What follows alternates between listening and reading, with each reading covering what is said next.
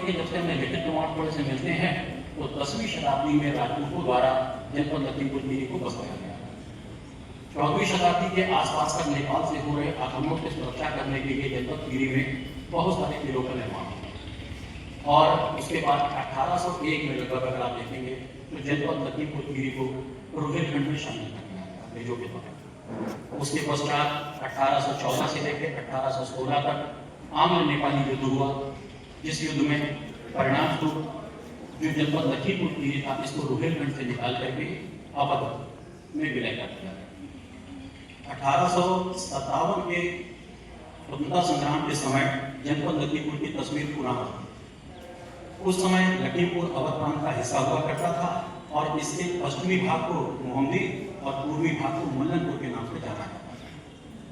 1857 के बाद परिस्थितियां कुछ ऐसी बनी कि अंग्रेजों ने फिर मोहम्मदी के स्थान पर जनपद लखीमपुर का मुख्यालय लखीमपुर खीरी बना। इसमें खीरी नाम जुड़ने का एक कारण और भी है, यहाँ पे खैर के वस्तु प्रधानता थी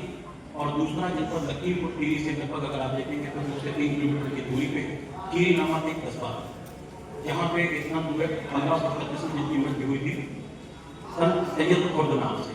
और उन्हीं के नाम से ये माना जाता है कि जो खीरी कस्बा है वो बसाया गया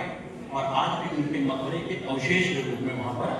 आपको दिखाई देंगे, थोड़े अवशेष वहाँ मिलते हैं।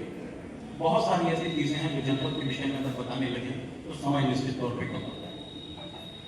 अगर हम स्वतंत्रता सेनानियों की बात कर लें तो निश्चित तौर पर जनपद लखीमपुर की खीरी जनपद लखीमपुर खीरी की वो धरती रही है जिसने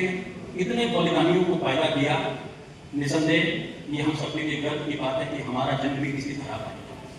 इनमें से कुछ एक का मैं सूक्ष्म परिचय आप लोग के सामने रखूंगा और सबसे पहले आपको बताता चलूं, आजादी के बाद सन 1972 में स्वतंत्रता सेनानी सम्मान पेंशन योजना लागू की गई और ये जो पेंशन योजना जब शुरू की गई तब कार्य शुरू हुआ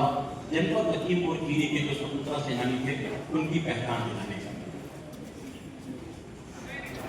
और तब वो समय था जब